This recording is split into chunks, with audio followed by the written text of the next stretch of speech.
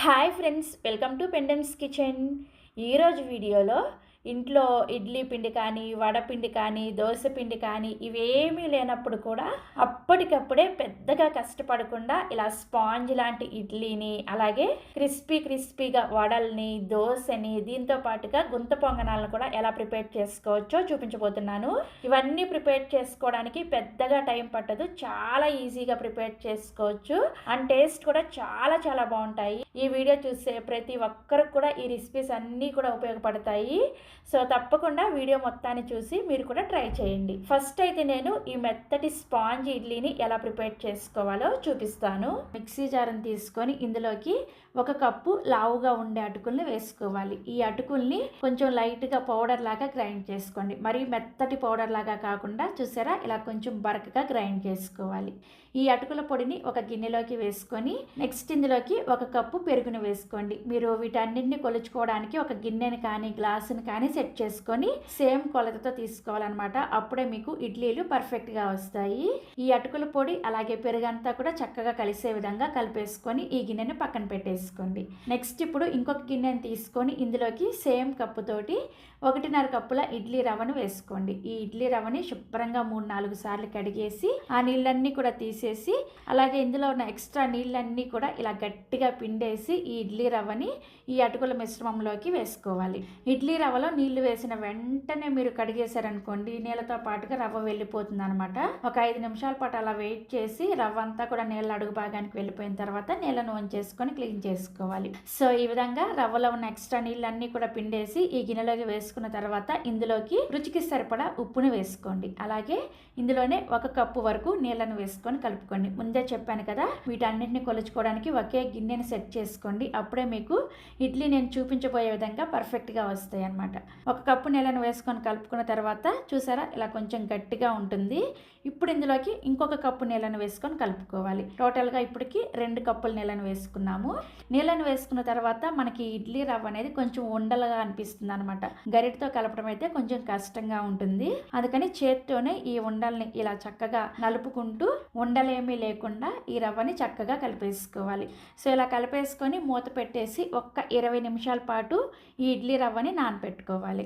ఈలోపు చక్కగా మనం చట్నీని ప్రిపేర్ చేసేసుకోవచ్చు. చట్నీ కోసం కడాయిలోకి 2 టీ స్పూన్ల దాకా నూనె వేసుకొని వేడి చేసుకోండి. నూనె వేడైన తర్వాత 3 మీడియం సైజులో ఉండే పండిన టమాటాలని ఇలా ముక్కలుగా కట్ చేసుకొని వేసుకోండి. నెక్స్ట్ ఇందులోనే 4 ఎండుమిర్చిని అలాగే 1 లేదా 2 పచ్చిమిర్చిని రుచికి సరిపడా ఉప్పును కూడా వేసేసుకొని ఒకసారి కలిపేసి మూత పెట్టేసి టమాటా ముక్కలు ఒక 50% ఉడికేంత వరకు ఉడికించుకోవాలి. మధ్యలో మూత తీసి కలుపుకుంటూ ఈ టమాటా ముక్కల్ని ఉడికించుకోండి. సో టమాటా ముక్కలు చూసారా, ఇలా కొంచెం మెత్తబడిన తర్వాత ఇప్పుడు ఇందులోకి 4 పొట్టు తీసేసిన వెల్లుల్లి రెబ్బలు, 1 టీ స్పూన్ జీలకర్ర కూడా వేసేసుకొని ఒకసారి కలిపేసి మళ్ళీ మూత పెట్టేసి టమాటా ముక్కలు బాగా మెత్తగా ఉడికేంత వరకు లో టు మీడియం ఫ్లేమ్లో ఉడికించుకోవాలి. సో మొత్తానికి చూసారా, టమాటా ముక్కలు ఇలా బాగా మెత్తగా ఉడికిన తర్వాత స్టవ్ ఆఫ్ చేసేసి ఈ మిశ్రమాన్ని పూర్తిగా చల్లారనివ్వాలి. టమాటా మిశ్రమం చల్లారేలోపు చక్కగా చట్నీకి మనం తాలింపు పెట్టేసుకోవచ్చు. తాలింపు కోసం తాలింపు గిన్నెలోకి 1 టీ స్పూన్ నూనె వేసుకొని వేడి చేసుకోండి. నూనె వేడైన తర్వాత పోపు దినుసులను వేసుకోండి. 1/2 టీ స్పూన్ చొప్పున ఆవాలు, మినపగుళ్ళు, పచ్చిశనగపప్పు అలాగే జీలకర్ర, ఈ 4 పోపు దినుసులను వేసేసుకొని ఒక ఎండుమిర్చిని, 1 రెమ్మ కరివేపాకును కూడా వేసేసుకొని తాలింపును చక్కగా లో ఫ్లేమ్లోనే వేయించుకోవాలి. సో తాలింపు చక్కగా వేగిన తర్వాత స్టవ్ ఆఫ్ చేసేసి రెడీగా పక్కన పెట్టేసుకోండి. సో టమాటా మిశ్రమం పూర్తిగా చల్లారిన తర్వాత మిక్సీ జార్లోకి వేసేసుకొని ఇక ఇందులో ఎక్స్ట్రా ఏమీ వేసుకోవద్దు. మనం టమాటాలను ఉడికించుకునేటప్పుడే ఉప్పును వేసుకొని ఉడికించుకున్నాం కదా, ఒకవేళ మీకు ఉప్పు సరిపోదు అనుకుంటే కొంచెం ఉప్పును వేసుకొని చట్నీని బాగా మెత్తగా గ్రైండ్ చేసేసుకోవాలి. సో ఇలా గ్రైండ్ చేసుకున్న ఈ చట్నీని ఒక గిన్నెలోకి తీసేసుకొని ముందుగా ప్రిపేర్ చేసుకున్న ఈ తాలింపును వేసేసుకొని కలుపుకున్నారంటే చాలా రుచిగా ఉండే సింపుల్ టమాటా చట్నీ రెడీ అయిపోయింది. చూసారా, చాలా సింపుల్గా ప్రిపేర్ చేసుకోవచ్చు. ఈ ఇడ్లీలోకే కాకుండా మెత్తటి స్పాంజ్ దోశలతో కూడా ఈ చట్నీ చాలా రుచిగా ఉంటుంది. తప్పకుండా ట్రై చేయండి. సో ఒక 20 నిమిషాల తర్వాత మనం ప్రిపేర్ చేసిన ఈ ఇడ్లీ రవ్వ మిశ్రమాన్ని చూపిస్తున్నాను. చూసారా, రవ్వ చక్కగా నానిపోయి ఇలా గట్టిపడి ఉంటుంది అనమాట. ఇప్పుడు ఇందులోకి కొద్దిగా నీళ్ళను వేసుకుంటూ మనం రెగ్యులర్గా ఇడ్లీ పిండిని ఎలా కలుపుకుంటాం ఆ విధంగా కలుపుకోవాలన్నమాట. నీళ్ళను ఒకేసారి వేసుకోవద్దు, కొంచెం కొంచెం నీళ్ళను వేసుకుంటూ చూసుకుంటూ కలుపుకోవాలి. సో మొత్తానికి మనకి కన్సిస్టెన్సీ అనేది ఈ విధంగా ఉండాలన్నమాట. నేనైతే ఇక్కడ ఒక అరకప్పు నీళ్ళని యూజ్ చేశాను. ముందు వచ్చేసి ఒక 2 కప్పుల నీళ్ళను వేసుకున్నాం కదా, ఇప్పుడేమో ఒక అరకప్పు నీళ్ళు అనమాట. టోటల్గా 2.5 కప్పుల నీళ్ళని యూజ్ చేశాను. సో ఇప్పుడు ఇడ్లీని ఉడికించుకోవడం కోసం ఇడ్లీ కుక్కర్లోకి 2 కప్పుల నీళ్ళని వేసుకొని హై ఫ్లేమ్లోనే ఈ నీళ్ళని బాగా మరిగించుకోవాలి. ఇడ్లీ పిండి రెడీ అయిన వెంటనే ఇలా ఇడ్లీ కుక్కర్లో నీళ్ళను వేసుకొని మరిగించుకోండి. నీళ్లు మరిగేలోపు చక్కగా మనం ఇడ్లీ పెట్టేసుకోవచ్చు. సో నీళ్లు మరిగేటప్పుడు మనం ప్రిపేర్ చేసుకున్న ఈ ఇడ్లీ పిండిలోకి 1/2 టీ స్పూన్ దాకా ఎలాంటి ఫ్లేవర్ లేని ఈనోని వేసుకోండి. చూసారు కదా, ఇలా బ్లూ కలర్లో ఉంటుంది అనమాట. ఇలా బ్లూ కలర్లో ఉండే ఈనోని ఒక 1/2 టీ స్పూన్ వేసుకోండి. మీకు ఈనో వేసుకోవడం ఇష్టం లేకపోతే ఒక 1/2 టీ స్పూన్ దాకా చూడండి ఇలా బేకింగ్ సోడా ఉంటుంది కదా, ఈ బేకింగ్ సోడానైనా సరే వేసుకోవచ్చు. మనం ఇన్స్టెంట్గా ఇడ్లీని ప్రిపేర్ చేసుకుంటున్నాం కాబట్టి ఖచ్చితంగా ఏదో ఒకటి కొంచెం వేస్తేనే ఇడ్లీలు చాలా మెత్తగా వస్తాయి. మాకు ఇవేమి వేసుకోవడం ఇష్టం లేదు అనుకుంటే ఇడ్లీని డైరెక్ట్గా పెట్టేసుకోవచ్చు, కానీ కొంచెం గట్టిగా వస్తాయి అనమాట. ఈనో వేసిన తర్వాత 1 టీ స్పూన్ దాకా నీళ్ళను వేసుకొని ఈనో అంతా కూడా ఈ రవ్వలో కలిసేటట్లుగా బాగా కలుపుకోవాలి. కలుపుకుంటే మనకి ఫైనల్గా కన్సిస్టెన్సీ ఈ విధంగా ఉంటుంది. ఇప్పుడు ఇడ్లీ ప్లేట్లకి కొద్దిగా నూనెని కానీ నెయ్యిని కానీ రాసుకొని ఇడ్లీ ప్లేట్లలో మీరు రెగ్యులర్గా ఇడ్లీ ఎలా పెట్టుకుంటారో అదే విధంగా పెట్టేసుకోండి. కొంచెం పలచగానే పెట్టుకోండి. అలాగే ఇడ్లీని ప్రిపేర్ చేసుకోవడానికి రెడీగా ఉన్నప్పుడు మాత్రమే ఈనోని వేసుకొని కలుపుకోవాలి. ఈనో వేసుకొని కలిపిన తర్వాత పిండిని పక్కన పెట్టకూడదు అనమాట. పక్కన పెట్టేశారనుకోండి ఇడ్లీలు మీకు అంత పర్ఫెక్ట్ గా రావు. అందుకనే నీళ్లు మరిగేటప్పుడే ఇడ్లీ పిండిలో ఈనో వేసుకొని కలిపేసుకొని ఈ విధంగా ఇడ్లీ ప్లేట్లలో ఇడ్లీని పెట్టేసుకొని ఇడ్లీ స్టాండ్ లోకి పెట్టేసుకోండి. ఇక్కడ నేను చూపించిన కొలతలకి నాకు 12 ఇడ్లీ రెడీ అయ్యాయి అనమాట. అంటే 3 ప్లేట్లలో ఇడ్లీ రెడీ అయ్యాయి. ఈ ఇడ్లీ స్టాండ్ ని తీసుకెళ్లి మనం ఆల్రెడీ నీళ్ళని మరిగించుకుంటున్నాం కదా, బాగా మరుగుతున్న ఈ నీళ్ళలోకి ఈ ఇడ్లీ స్టాండ్ ని పెట్టేసి మూత పెట్టుకొని ఒక్క 15 నిమిషాల పాటు మీడియం ఫ్లేమ్లోనే ఉడికించుకోవాలి. గుర్తుంచుకోండి, ఇడ్లీ ఎప్పుడు ఉడికించుకోవాలన్నా సరే నీళ్లు బాగా మరగాలన్నమాట. అప్పుడే మనకి ఇడ్లీ అనేది మెత్తగా ఉడుకుతాయి. సో 15 నిమిషాల తర్వాత మూత తీసేసి మీ చేతిని ఒకసారి నీళ్ళతో తడి చేసుకొని చెక్ చేసుకోండి. మీ చేతికి పిండి ఏమి అతుక్కోవట్లేదు అంటే ఇడ్లీ చక్కగా ఉడికిపోయినట్లే. ఇప్పుడు స్టవ్ ఆఫ్ చేసేసి ఈ ఇడ్లీ స్టాండ్ని తీసుకొచ్చి పక్కన పెట్టేసి ఒక 5 నిమిషాల పాటు అలా వదిలేసేయండి. వెంటనే ఇడ్లీ తీసేసారనుకోండి ముద్దలాగా వచ్చేస్తాయి అనమాట. అందుకని ఒక 5 నిమిషాల పాటు చక్కగా సెట్ అయిన తర్వాత తడి స్పూన్తో ఈ విధంగా ఇడ్లీని తీసేసుకోండి. ఇడ్లీ చూసారా ఎంత పర్ఫెక్ట్గా వచ్చిందో, చూస్తేనే అర్థమైపోతుంది కదా ఎంత సాఫ్ట్గా ఉంటుంది అనేది. ఇదే విధంగా మిగిలిన ఇడ్లీలను కూడా తీసేసుకొని సర్వింగ్ ప్లేట్లోకి పెట్టుకొని మనం ప్రిపేర్ చేసిన ఈ స్పైసీ టమాటా చట్నీతో సర్వ్ చేసుకోండి. చాలా అంటే చాలా రుచిగా ఉంటాయి. సో మనకి ఇడ్లీ రెడీ అయిపోయింది కదా. నెక్స్ట్ ఇప్పుడు అప్పటికప్పుడే నిమిషాల్లోనే ఇలా క్రిస్పీ వడల్ని ఎలా ప్రిపేర్ చేసుకోవచ్చో చూసేయండి. ఫస్ట్ నేను చట్నీని ఎలా ప్రిపేర్ చేసుకోవాలో చూపిస్తాను. చట్నీని ప్రిపేర్ చేసుకోవడం కోసం స్టవ్ ఆన్ చేసి ఇలా ఒక ప్యాన్ పెట్టుకొని ఇందులోకి 1 టేబుల్ స్పూన్ నూనెని వేసుకొని వేడి చేసుకోండి. నూనె వేడైన తర్వాత ఒక పెద్ద ఉల్లిపాయని ఇలా పొడవుగా పెద్ద పెద్ద ముక్కలుగా కట్ చేసుకొని వేసుకోండి. ఈ ఉల్లిపాయలు కొంచెం వేగి ఉల్లిపాయ రెప్పలు సపరేట్ అయ్యేంత వరకు మంటని లో టు మీడియంకి అడ్జస్ట్ చేసుకుంటూ ఫ్రై చేసుకోండి. చూసారా, ఉల్లిపాయ రెబ్బలు అన్నీ కూడా ఇలా సపరేట్ అయిన తర్వాత ఇప్పుడు ఇందులోకి ఒక 15 నుంచి 20 వరకు పొట్టు తీసేసిన వెల్లుల్లి రెబ్బల్ని వేసుకోండి. ఈ రెండింటిని కూడా కలుపుకుంటూ ఉల్లిపాయ రెబ్బలు కొంచెం లైట్గా రంగు మారేంత వరకు వేయించుకోవాలి. ఈ చట్నీ కోసం ఉల్లిపాయలు మరీ గోల్డెన్ బ్రౌన్ కలర్లో వేగకూడదు అనమాట. సో చూసారా, ఉల్లిపాయలు ఇలా కొంచెం వేగిన తర్వాత ఇందులోకి ఒక 12 నుంచి 15 వరకు ఎండుమిర్చిని వేసుకోండి. ఈ ఎండుమిర్చిని కూడా ఒకసారి బాగా కలుపుకొని మరొక నిమిషం పాటు ఈ ఎండుమిర్చి పాటుగా ఉల్లిపాయని వేయించుకోండి. సో మొత్తానికి ఉల్లిపాయ చూసారా ఇలా కొంచెం లైట్గా రంగు మారేటప్పుడు ఇందులోకి కొద్దిగా చింతపండుని వేసుకోండి. చింతపండుని మరీ ఎక్కువగా వేసుకోకూడదు, జస్ట్ కొంచెం వేసుకొని ఒకసారి కలిపేసుకొని స్టవ్ ఆఫ్ చేసేసి ఈ మిశ్రమం మొత్తాన్ని కూడా పూర్తిగా చల్లారనివ్వండి. సో ఈ ఉల్లిపాయ మిశ్రమం పూర్తిగా చల్లారిన తర్వాత మిక్సీ జార్లోకి వేసుకొని ఇందులోకి రుచికి సరిపడా ఉప్పు కూడా వేసేసుకొని ఫస్ట్ నీళ్ళేమీ వేసుకోకుండా కొంచెం కచ్చా పచ్చాగా గ్రైండ్ చేసుకోండి.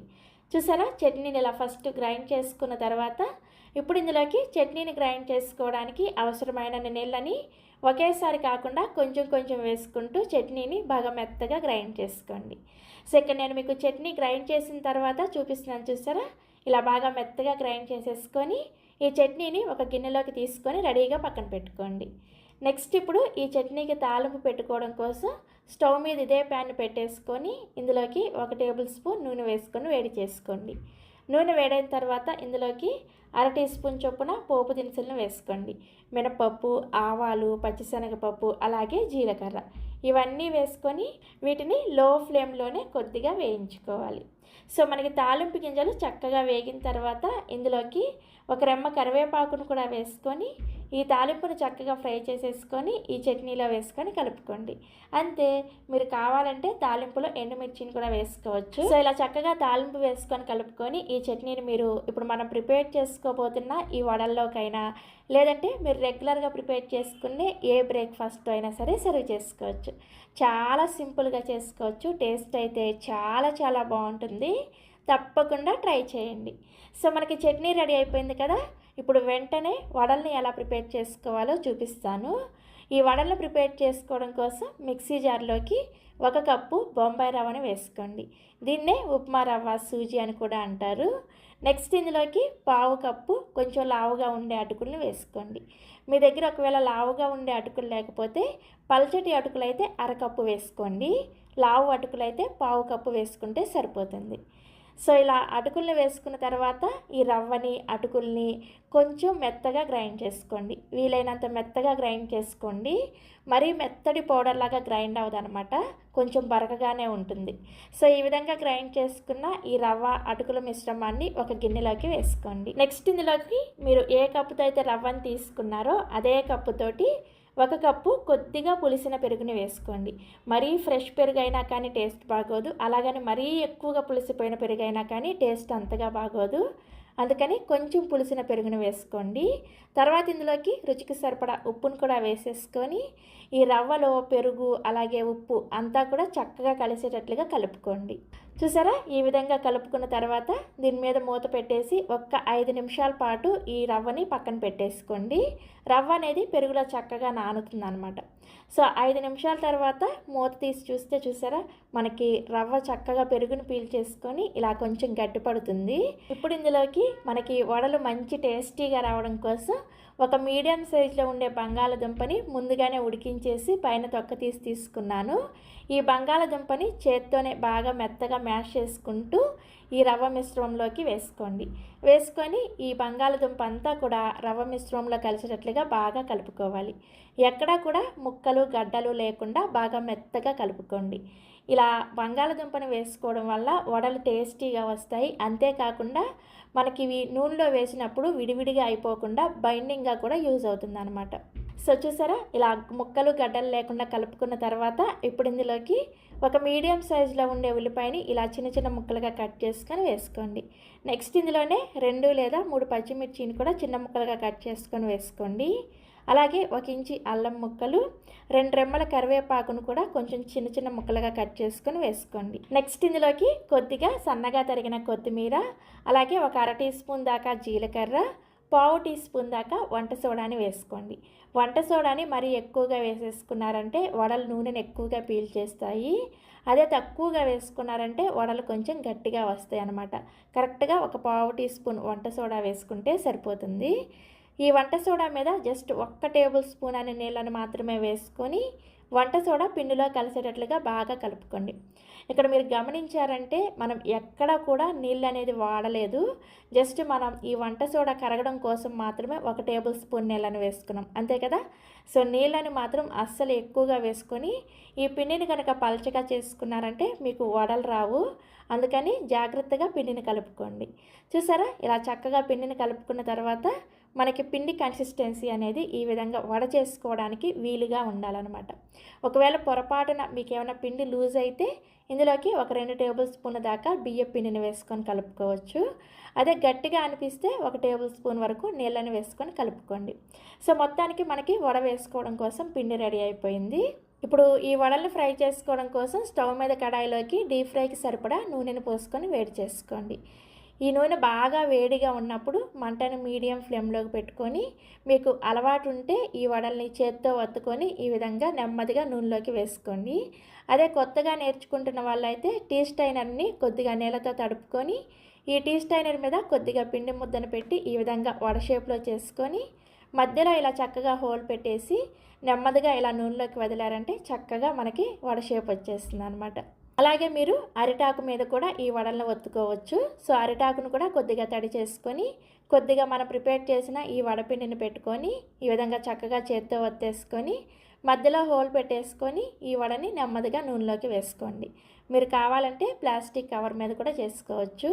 వడలు ఏ ప్రాసెస్లో చేసుకున్నా కానీ టేస్ట్ అయితే చేంజ్ అవ్వవు, చాలా టేస్టీగా ఉంటాయి. సో ఇలా చక్కగా వడల్ని కడాయికి సరిపడా వేసుకొని వీటిని వెంటనే కదపకుండా 1 నిమిషం పాటు కాలిన తర్వాత రెండో వైపు కూడా తిప్పుకొని వీటిని మీడియం ఫ్లేమ్లోనే కాల్చుకోండి. హై ఫ్లేమ్లో కనుక ఈ వడలను ఫ్రై చేసుకున్నారంటే పైన రంగు వచ్చేసి లోపల పిండి పచ్చి పచ్చిగా ఉంటుందన్నమాట. అదే లో ఫ్లేమ్లో ఫ్రై చేసుకున్నారంటే నూనెని ఎక్కువగా పీల్చేస్తాయి. అందుకని మీడియం ఫ్లేమ్లోనే చక్కగా ఫ్రై చేసుకోండి. వడలు చూసారా ఇలా చక్కగా వేగిన తర్వాత వెంటనే సర్వింగ్ ప్లేట్లోకి తీసుకోండి. ఇదే విధంగా మిగిలిన పిండితో కూడా వడలను వేసుకోండి. ప్రతిసారి కూడా వడల్ని ఖచ్చితంగా మీడియం ఫ్లేమ్లోనే ఫ్రై చేసుకోండి. సో ఇలా వడలన్నీ కూడా వేసుకున్న తర్వాత సర్వింగ్ ప్లేట్లోకి తీసుకొని మనం ప్రిపేర్ చేసిన ఈ ఉల్లిపాయ చట్నీతో సర్వ్ చేసుకోండి. సో మనకి క్రిస్పీగా అప్పటికప్పుడే వడలు కూడా రెడీ అయిపోయాయి. నెక్స్ట్ ఇప్పుడు ఇలా క్రిస్పీగా దోశని అప్పటికప్పుడే ఎలా ప్రిపేర్ చేసుకోవచ్చో చూసేయండి. దోశల పిండిని ప్రిపేర్ చేసుకోవడం కోసం మిక్సీ జార్లోకి 1 కప్పు బియ్యం పిండిని వేసుకోండి. నేను ఇక్కడ సూపర్ మార్కెట్లో ప్యాకెట్స్లో దొరుకుతుంది కదా, ఆ బియ్యం పిండిని వేసుకుంటున్నాను. మీరు కావాలంటే ఇంట్లో ప్రిపేర్ చేసిన పొడి బియ్యం పిండి అయినా సరే వేసుకోవచ్చు. తర్వాత ఇందులోకి సేమ్ కప్పు తోటి 1 కప్పు శనగపిండిని వేసుకోండి. మీరు ఇక్కడ తీసుకున్న ఇంగ్రీడియంట్స్ అన్నీ కూడా కొలుచుకోవడం కోసం ఒక గిన్నెని సెట్ చేసుకోండి. అప్పుడే మీకు దోశల పిండి పర్ఫెక్ట్గా రెడీ అవుతుంది అనమాట. తర్వాత ఇందులోకి 1/2 కప్పు బొంబాయి రవ్వని వేసుకోండి. దీన్నే ఉప్మా రవ్వ, సూజీ అంటారు. మనం ఉప్మా చేసుకుంటాం కదా, ఆ రవ్వను వేసుకోవాలి. అలాగే 1 టీ స్పూన్ దాకా జీలకర్ర, రుచికి సరిపడా ఉప్పు, 1 కప్పు టమాటా ముక్కల్ని వేసుకోండి. 2 మీడియం సైజులో ఉండే పండిన టమాటాలని ఇలా ముక్కలుగా కట్ చేసుకుంటే 1 కప్పు అవుతాయి అనమాట. ఇలా 1 కప్పు టమాటా ముక్కలు, అదేవిధంగా 1 మీడియం సైజ్ బంగాళదుంపని కూడా ఇలా ముక్కలుగా కట్ చేసుకొని వేసుకోండి. బంగాళదుంప ముక్కలు కూడా 1 కప్పు వేసుకోవాలి. నెక్స్ట్ ఇందులోకి 1/2 కప్పు దాకా కొంచెం లైట్గా పులిసిన పెరుగుని వేసుకోండి. పులిసిన పెరుగు లేకపోయినా సరే కమ్మటి పెరుగు అయినా సరే వేసుకోవచ్చు. నెక్స్ట్ ఇందులోకి 2 కప్పుల దాకా నీళ్ళని వేసుకొని ఒక 5 నుంచి 6 వరకు ఎండుమిర్చిని ఒకసారి కడిగేసి వేసుకోండి. ఇవన్నీ వేసుకున్న తర్వాత ఇక ఇందులో ఏమీ వేసుకోవాల్సిన అవసరం లేదు. బంగాళదుంప ఎక్కడా కూడా ముక్కల్లాగా లేకుండా బాగా మెత్తగా గ్రైండ్ చేసుకోవాలి. మీకు బంగాళదుంపలు ముక్కలుగా తగిలింది అంటే దోశ స్ప్రెడ్ చేయడానికి సరిగా రాదనమాట. అందుకని చూసారా మనకి దోశ పిండి ఈ కన్సిస్టెన్సీలో రెడీ అవుతుందన్నమాట. నీళ్ళ కొలత కూడా నేను చెప్పినట్లే వేసుకోండి. అప్పుడు మీకు దోశల పిండి సేమ్ నాకు వచ్చినట్లే ఈ విధంగా రెడీ అవుతుంది. ఇలా ప్రిపేర్ చేసుకున్న ఈ దోశల పిండిని ఒక గిన్నెలోకి తీసేసుకొని ఇప్పుడు మనం దోశని ఇన్స్టెంట్గా వేసుకుంటున్నాం కాబట్టి మరీ గట్టిగా రాకుండా పర్ఫెక్ట్గా రావడం కోసం ఒక 1/2 టీ స్పూన్ దాకా వంట సోడాని వేసుకోండి. మీకు ఒకవేళ వంట సోడా వేసుకోవడం ఇష్టం లేకపోతే స్కిప్ చేసేయచ్చు. వంట సోడా అంతా కూడా పిండిలో బాగా కలిసేటట్లుగా కలుపుకోవాలి. ఇలా కలుపుకుంటే మనకి దోశల పిండి కన్సిస్టెన్సీ చూసారా ఈ విధంగా ఉంటుంది. సో మనం దోశ వేసుకోవడం కోసం దోశల పిండి రెడీ అయిపోయింది. ఇక వెంటనే మనం దోశ వేసేసుకోవచ్చు. ఈ పిండిని పక్కన పెట్టాల్సిన అవసరం కూడా లేదనమాట. దోశ వేసుకోవడం కోసం దోశల పెనాన్ని హై ఫ్లేమ్లో వేడి చేసుకోండి. పెనం బాగా వేడైన తర్వాత ఇలా కొద్దిగా నీళ్ళని చిలకరించుకొని టిష్యూ పేపర్తో కానీ కాటన్ క్లాత్తో కానీ ప్యాన్ని శుభ్రంగా క్లీన్ చేసేయండి. ఇలా క్లీన్ చేసిన తర్వాత మంటని లో ఫ్లేమ్లోకి పెట్టుకొని మనం ప్రిపేర్ చేసిన ఈ పిండితో పల్చగా దోశను వేసుకోండి. మీకు ఎంత పల్చటి దోశ కావాలన్నా కానీ ఈ పిండితో వేసుకోవచ్చు. మన నార్మల్ రెగ్యులర్ దోశ వేసుకున్నట్టే ఈ దోశ చక్కగా స్ప్రెడ్ అవుతుందన్నమాట. సో దోశ ఇలా వేసుకున్న తర్వాత మంటను మీడియం ఫ్లేమ్లోకి పెట్టుకొని దీని మీద కొద్దిగా నూనెని కానీ లేదంటే నెయ్యిని కానీ బటర్ని కానీ ఏదైనా సరే మీకు నచ్చింది వేసుకొని నూనెని ఈ విధంగా దోశ అంతా కూడా స్ప్రెడ్ చేసుకోండి. ఇలా ఈవెన్గా స్ప్రెడ్ చేసుకుంటే దోశ అంతా కూడా చక్కగా ఈవెన్గా కాలుతుంది అనమాట. సో ఇలా ఆయిల్ని అప్లై చేసుకున్న తర్వాత దోశల పెనాన్ని అటు ఇటు తిప్పుకుంటూ దోశ చక్కగా ఎర్రగా కాలేంత వరకు లో టు మీడియం ఫ్లేమ్లోనే కాల్చుకోండి. సో దోశ చక్కగా ఇలా ఎర్రగా కాలిన తర్వాత మీకు నచ్చిన షేప్లో ఫోల్డ్ చేసేసుకోండి. చూసారా దోశ ఎంత పర్ఫెక్ట్గా వచ్చిందో చూస్తేనే అర్థమవుతుంది కదా. ఈ దోశని సర్వింగ్ ప్లేట్లోకి తీసేసుకొని నెక్స్ట్ ఇదే విధంగా దోశలు వేసుకోండి. ప్రతిసారి కూడా మీరు దోశ వేసుకునే ముందు పెనం మీద ఇలా కొద్దిగా నీళ్ళని చిలకరించుకొని పెనాన్ని క్లీన్ చేసిన తర్వాత దోశ వేసుకున్నారంటే మీకు అన్ని దోశలు కూడా ఇలా పర్ఫెక్ట్గా వస్తాయి అనమాట. ఇక నేను చూపించిన మెజర్మెంట్స్కి మీకు ఒక 10 నుంచి 12 దోశలు రెడీ అవుతాయి. దాన్ని బట్టి మీరు కొలతల్ని పెంచుకోవడం కానీ తగ్గించుకోవడం కానీ చేసుకోండి. సో మనకి అప్పటికప్పుడే క్రిస్పీగా దోశ కూడా రెడీ అయిపోయింది కదా. నెక్స్ట్ ఇప్పుడు ఇప్పుడు గుంత పొంగనాలని అప్పటికప్పుడు ఎలా ప్రిపేర్ చేసుకోవచ్చో చూసేయండి. ఈ గుంత పొంగనాలు ప్రిపేర్ చేసుకోవడం కోసం ఇలా ఒక గిన్నెని తీసుకొని అందులోకి 2 కప్పుల దాకా కొంచెం లావుగా ఉండే అటుకులను వేసుకోండి. పలచటి అటుకులు కాకుండా మందంగా ఉంటాయి కదా, ఆ అటుకుల్ని 2 కప్పులు వేసుకోండి. ఈ అటుకుల్ని 1కి 2 సార్లు శుభ్రంగా కడిగేసి ఆ నీళ్ళన్నీ కూడా తీసేసి ఇప్పుడు ఇందులోకి మీరు ఏ కప్పుతో అయితే అటుకులను కొలుచుకొని తీసుకున్నారో అదే కప్పుతోటి 1 కప్పు వరకు బొంబాయి రవ్వను వేసుకోండి. దీన్నే ఉప్మా రవ్వ, సూజీ అని కూడా అంటారు. నెక్స్ట్ ఇందులోకి సేమ్ కప్పుతోటి 1 కప్పు వరకు కొద్దిగా పులిసిన పెరుగును వేసుకోండి. మీ దగ్గర ఒకవేళ పులిసిన పెరుగు లేకపోతే కమ్మటి పెరుగు అయినా సరే వేసుకోవచ్చు. కమ్మటి పెరుగు వేసుకునే వాళ్ళు ఒక 2 నుంచి 3 చుక్కల దాకా నిమ్మరసాన్ని వేసుకున్నారంటే ఈ పొంగనాలు అప్పటికప్పుడు ప్రిపేర్ చేసుకుంటాం కాబట్టి టేస్ట్ చాలా చాలా బాగుంటాయి అన్నమాట. నేనైతే ఇక్కడ పులిసిన పెరుగునే వేసుకున్నాను. నెక్స్ట్ ఇందులోకి అదే కప్పుతోటి 1 కప్పు వరకు నీళ్ళని వేసుకోండి. నీళ్ళని మరీ ఎక్కువగా వేసుకోకూడదు. నేను ఇక్కడ చెప్పినట్లుగా 1 కప్పు వేసుకోండి. ఇవన్నీ వేసుకొని ఇవన్నీ కూడా చక్కగా కలిసేటట్లుగా కలిపేసుకోండి. సో ఇక్కడ నేను మీకు కలిపిన తర్వాత కన్సిస్టెన్సీ చూపిస్తున్నాను చూసారా, మనకి ఈ విధంగా వస్తుందన్నమాట. ఇలా కలుపుకొని దీని మీద మూత పెట్టేసి జస్ట్ ఒక్క 10 నిమిషాల పాటు పక్కన పెట్టుకోండి. మనకి ఇందులో వేసుకున్న రవ్వ అనేది కొద్దిగా నానాలన్నమాట. అందుకోసం జస్ట్ ఒక్క 10 నిమిషాల పాటు దీన్ని నానపెట్టుకుంటే సరిపోతుంది. 10 నిమిషాల తర్వాత మూత తీసి మీకు చూపిస్తున్నాను చూసారా, మనకి ఇవి పెరుగుని పీల్చేసుకొని అటుకులు రవ్వ చక్కగా నానిపోయాయి కదా. ఇప్పుడు వీటిని గ్రైండ్ చేసుకోవడానికి మిక్సీ జార్లోకి ఈ నానబెట్టుకున్న అటుకులు బొంబాయి రవ్వ మిశ్రమం మొత్తాన్ని కూడా మిక్సీ జార్లోకి వేసుకోండి. నెక్స్ట్ ఇదే మిక్సీ జార్లోకి మనం ఇందాక అటుకులు కొలుచుకొని తీసుకున్నాం కదా, సేమ్ అదే కప్పుతోటి 1 కప్పు వరకు నీళ్ళని వేసుకొని దీన్ని బాగా మెత్తగా గట్టిగా ఉండేటట్లుగా గ్రైండ్ చేసుకోవాలి. పిండిని మీరు మరీ ఎక్కువ లూజ్గా గ్రైండ్ చేసుకోకూడదు, కొంచెం గట్టిగానే గ్రైండ్ చేసుకోవాలన్నమాట. ఇక నేను మీకు గ్రైండ్ చేసిన తర్వాత చూపిస్తున్నాను చూసారా, ఇలా బాగా మెత్తగా గట్టిగా ఉండేటట్లుగా పిండిని గ్రైండ్ చేసుకొని ఒక గిన్నెలోకి వేసుకోండి. నెక్స్ట్ ఈ పిండిలోకి ఒక మీడియం సైజ్ ఉల్లిపాయని ఇలా చిన్న చిన్న ముక్కలుగా కట్ చేసుకొని వేసుకోండి. అలాగే 1 ఇంచు అల్లాన్ని పైన తొక్క తీసేసి ఇలా చిన్నగా ముక్కలుగా కట్ చేసుకొని వేసుకోండి. ఇందులోకి 2-3 పచ్చిమిర్చిని కూడా ఇలా చిన్న చిన్న ముక్కలుగా కట్ చేసుకొని వేసుకోండి. అలాగే 2-3 రెమ్మల కరివేపాకును తీసుకొని కొంచెం ముక్కలుగా కట్ చేసుకొని వేసుకోండి. కరివేపాకును డైరెక్ట్గా కాకుండా ఇలా ముక్కలుగా కట్ చేసుకొని వేసుకుంటే ఫ్లేవర్ చాలా చాలా బాగుంటుంది. తర్వాత ఇందులోకి సన్నగా తరిగిన కొత్తిమీర కొద్దిగా, అలాగే 1 టీ స్పూన్ దాకా జీలకర్రని వేసుకోండి. నెక్స్ట్ ఇందులోకి 1/4 కప్పు వరకు తురిమిన క్యారెట్ని వేసుకోండి. ఇలా క్యారెట్ని వేసుకొని ప్రిపేర్ చేశారంటే పిల్లలు చాలా చాలా ఇష్టంగా తింటారు. ఒక మీడియం సైజ్ క్యారెట్ని తురుముకొని వేసుకుంటే సరిపోతుంది. చివరగా ఇందులోకి రుచికి సరిపడా ఉప్పును కూడా వేసేసుకొని ఇంక ఇందులో ఒక్క చుక్క నీళ్ళు కూడా వేయకుండా వీటిని అన్నీ కూడా పిండిలో కలిసేటట్లుగా కలిపేసుకోండి. సో పిండి కలిపిన తర్వాత మీకు కన్సిస్టెన్సీ చూపిస్తున్నాను చూసారా, ఈ గుంత పొంగనాలు వేసుకోవడానికి పిండి కన్సిస్టెన్సీ అనేది చాలా ఇంపార్టెంటు. ఇందులో వంట సోడా కూడా ఏమీ వేసుకోవాల్సిన అవసరం లేదు. ఇక్కడ నేను చూపించిన ఇంగ్రీడియంట్స్ని యాజ్ ఇట్ ఈజ్గా ఫాలో అయిపోండి. సో పిండి కన్సిస్టెన్సీ మనకి ఇలా కొంచెం గట్టిగానే ఉండాలన్నమాట. మీకు ఒకవేళ పొరపాటున పిండి అనేది లూజ్ అయిందంటే ఈ గుంత పొంగనాలు మీకు అస్సలు రావన్నమాట.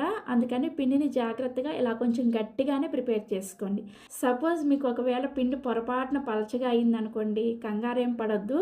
ఇందులోకి ఒక 2-3 టేబుల్ స్పూన్ల దాకా మనకి ప్యాకెట్స్లో దొరికే బియ్యం పిండి ఉంటుంది కదా, ఆ బియ్యం పిండిని వేసుకొని పొడి బియ్యం పిండిని వేసుకొని కలుపుకున్నారంటే మీకు పిండి అనేది ఈ విధంగా రెడీ అవుతుంది అనమాట. సో పిండిని ఇలా ప్రిపేర్ చేసుకొని ఇప్పుడు గుంత పొంగనాలు వేసుకోవడం కోసం స్టవ్ మీద గుంత పొంగనాల పెనాన్ని పెట్టుకొని ఈ గుంత పొంగనాల ప్యాన్ బాగా వేడైన తర్వాత ఒక్కొక్క గుంతలోకి 1/2 టీ స్పూన్ చొప్పున నూనెను వేసుకొని వేడి చేసుకోండి. నూనె వేడైన తర్వాత ఇప్పుడు మనం ప్రిపేర్ చేసుకున్న ఈ గుంత పొంగనాల పిండిని ఫస్ట్ మధ్యలో దాంట్లో వేసుకోకుండా ఈ అంచులో ఉండే ఈ గుంతల్లోకి ఫస్ట్ పిండిని ఒక్కొక్క టీ స్పూన్ వరకు వేసుకోండి. మధ్యలో దాంట్లో ముందే వేసేసుకున్నారంటే మధ్యలో వేడి ఎక్కువగా ఉంటుంది కాబట్టి గుంత పొంగనాలు అనేవి మాడిపోతాయి అన్నమాట. అందుకని ఇలా ఫస్ట్ అంచులన ఈ గుంత పొంగనాలు వేసుకొని చివరిలో ఈ మధ్యలో గుంతలో ఈ పిండిని వేసేసుకొని దీని మీద మూత పెట్టేసి మీడియం టు లో ఫ్లేమ్లో ఈ గుంత పొంగనాల్ని కనీసం ఒక 2-3 నిమిషాల పాటు చక్కగా ఫ్రై చేసుకోండి. సో ఒక 2-3 నిమిషాలకి ఇవి ఒకవైపు ఇలా చక్కగా వేగిపోయాయి. ఇప్పుడు వీటిని నెమ్మదిగా రెండో వైపుకి కూడా తిప్పుకొని మీరు కావాలంటే రెండో వైపు కూడా కొద్దిగా నూనెని వేసుకొని ఈ గుంత పొంగనాల్ని మళ్ళీ రెండో వైపు తిప్పినప్పుడు మూత పెట్టకుండా వీటిని లో టు మీడియం ఫ్లేమ్లో ఫ్రై చేసుకోండి. రెండో వైపు తిప్పినప్పుడు మూత పెట్టేశారంటే మీకు ఈ గుంత పొంగనాలు అనేవి క్రిస్పీగా రాకుండా మెత్తగా వస్తాయి అన్నమాట. అలాగే పెద్ద మంట మీద కనుక వీటిని ఫ్రై చేసుకున్నారనుకోండి, ఇవి లోపల ఉడకకుండా పచ్చి పచ్చిగా పిండిలాగా ఉంటాయన్నమాట. అందుకని మంటని లో టు మీడియం ఫ్లేమ్కి అడ్జస్ట్ చేసుకుంటూ వీటిని చక్కగా ఇలా రెండు వైపులు కూడా కాలేంత వరకు గుంత పొంగనాలను కాల్చుకోండి. సో రెండు వైపులు కూడా ఇవి చక్కగా ఇలా కాలిన తర్వాత సర్వింగ్ ప్లేట్లోకి తీసుకోండి. ఒకవేళ మీకు పిండి మిగిలిందనుకోండి, ఆ పిండిని వెంటనే ఫ్రిడ్జ్లో పెట్టేసుకొని నెక్స్ట్ డే ఉదయం కూడా చక్కగా మీరు ఈ పిండితో గుంత పొంగనాలు వేసుకోవచ్చు. నెక్స్ట్ డే వరకు పిండి అనేది పాడవకుండా చక్కగా ఉంటుందన్నమాట. సో ఈరోజు చూపించిన ఇన్స్టెంట్ బ్రేక్ఫాస్ట్ రెసిపీస్ మీకు నచ్చితే తప్పకుండా ట్రై చేయండి. ట్రై చేసి టేస్ట్ చేసిన తర్వాత మీ ఫీడ్బ్యాక్ని నాతో షేర్ చేసుకోవడం మర్చిపోకండి. మరిన్ని రెసిపీస్ కోసం వెంటనే మన పెండెమ్స్ కిచెన్ని సబ్స్క్రైబ్ చేసుకొని పక్కనే వచ్చిన గంట సింబల్లో ఆల్ అనే ఆప్షన్ని ప్రెస్ చేయండి. Thank you.